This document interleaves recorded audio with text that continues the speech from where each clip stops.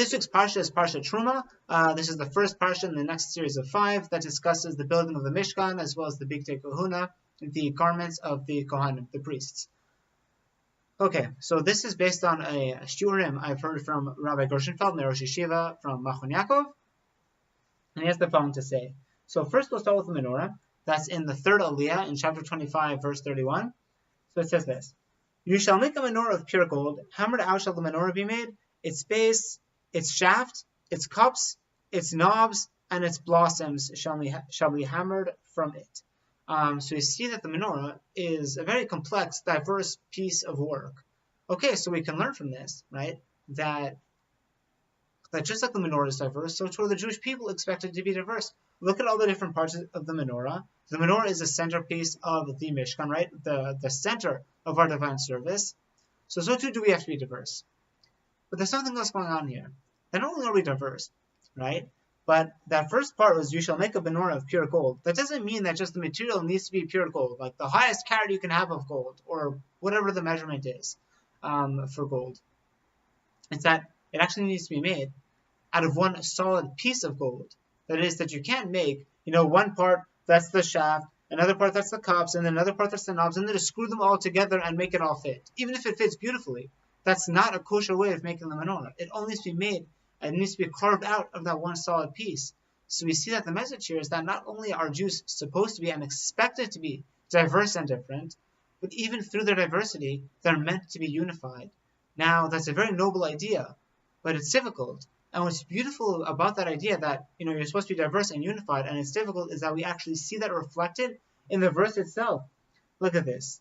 You shall make a menorah of pure gold, hammered out shall the menorah be made. Now, what's the Hebrew word for hammered out? What word does the Torah use? So, v'asitem minrat zahav tahor, you shall make a menorah of pure gold.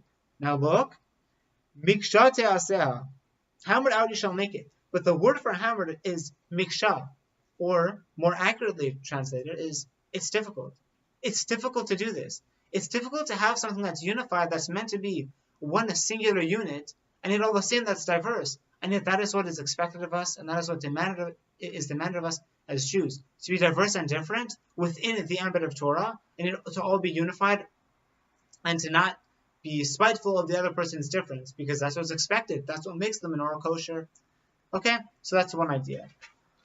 Let's move on, or rather move back, because now we're going to the second aliyah. We're going to be discussing the kruvim. Now, the only other time that kruvim are mentioned is actually in Bereshit, Chumash Bereshit, in chapter 3, verse 24, when Adam and Chava are kicked out of the Garden of Eden.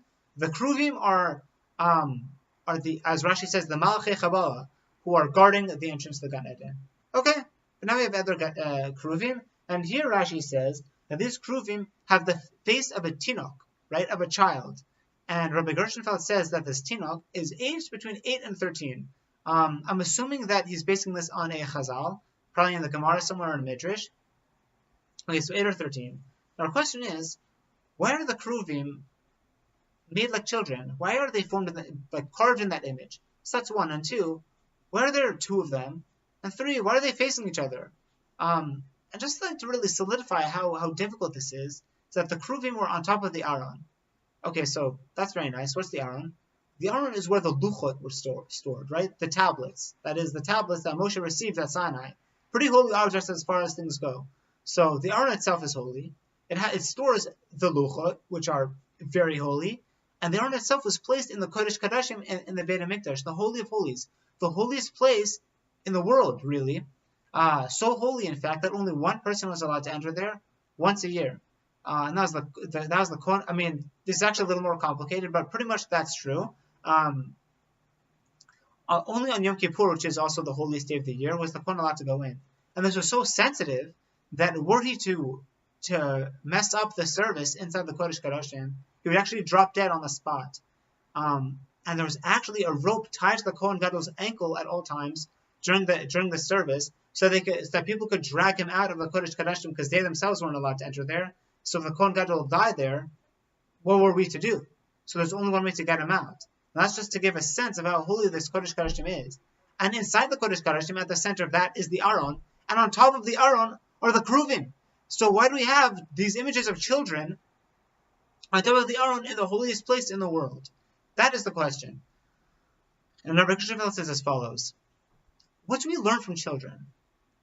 So children are constantly curious and they want to know everything. They don't stop asking questions, and not only do they not stop asking questions, they also know they don't know everything. They're extremely growth-oriented. They're constantly wondering about things, and they want to know, well, what does this mean? What's that? Why do people do this? Why are people like this? They're always asking questions, and that's something that we have to take to heart as Jews, because we're meant to constantly grow and to constantly question and to figure things out. Not question, by the way, for the sake of questioning, but questioning in order to learn and to be curious and to grow as people. But it's more than that, because at the end of the day, there are also two kruvim, right, who are facing each other. Now, from this we learn that one of the critical ways that we want to learn is by actually engaging in conversation. That's actually the way that the Gemara really speaks, because we'll have, say, like Rabbi Yehuda and Rabbi Meir, and they're hashing it out. Rabbi Yehuda has his opinion, Rabbi Meir has his opinion, and then we have them arguing it out, and maybe they'll give the reasons for their argument. And then throughout the generations, they have constant arguments about trying to figure it out. Now, it's never an argument just people speaking to the Gemara. It's always phrased in a way of discussion so that not only can I give my view and explain the way I think, but also I need to listen to your view so that I can understand how you think. And in that way, we can sharpen each other's understanding of what's going on. And often this is just said, okay, so there's a discussion. We should really take a step back and figure it out, because I also thought, this is before I went to yeshiva. I was in Ner Yisrael briefly for a weekend trip, and I went into the Beis Midrash, into the study hall, and I saw people learning together. Okay, that's what Jews do, so no surprise.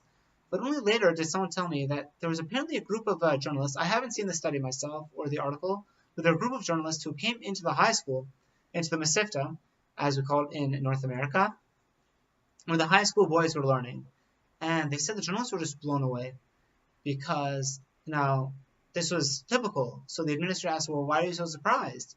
Because they said that in other high schools, and most people who've gone to high school know this, said it's a struggle to get the students to pay attention. They don't want to listen. A lot of them are not interested in, a lot of them are interested in learning, but it's always a struggle because there are many people who don't want to learn. Or even those who do want to learn, they just want to learn for a test. Whereas here, this person walked in on a regular school day, and they saw these kids, these 16-year-olds, screaming at each other, yelling at each other, trying to figure out what the text meant. These people were engaged with their learning. They were engaged with what they were supposed to be studying. And this blew the reporters away. And that really kind of gives us a sense of how unique the study of Torah is. That we're constantly trying to sharpen each other. And that's something we really learn from the Kruvim, that they're facing each other and they're meant to kind of bring out their own wisdom. And this comes to a point where this actually also gives effect to the kinds of role models we look for. Nobody wants a role model who isn't growth-oriented. This is true even, by the way, with secular subjects. If a person hires a personal trainer, no one wants a personal trainer who's going to tell them, you did great today, why don't you take the day off and to not do the extra push-up and not go the extra mile. No, we want them to demand a lot of us, and if they don't, then we're going to fire them, because they're not pushing us accordingly. Now, that's also, of course, true with spiritual mentors, but not only do we expect those spiritual mentors to push us, but we expect them to push themselves, because by doing that themselves, that's actually the ultimate teaching experience. And we see that symbolized through how we call our greatest scholars. We don't call them scholars, we call them Talmidei Chachamim, students of the wise, because they're constantly students. And we see through that even someone who knows a very great deal will always understand that there are things they don't know. Just like the Kruvim, just like a child doesn't know things and is always curious and always yearns to learn more, so too do our Talmidei Chachamim, and so do we always yearn to learn more. Shabbat Shalom.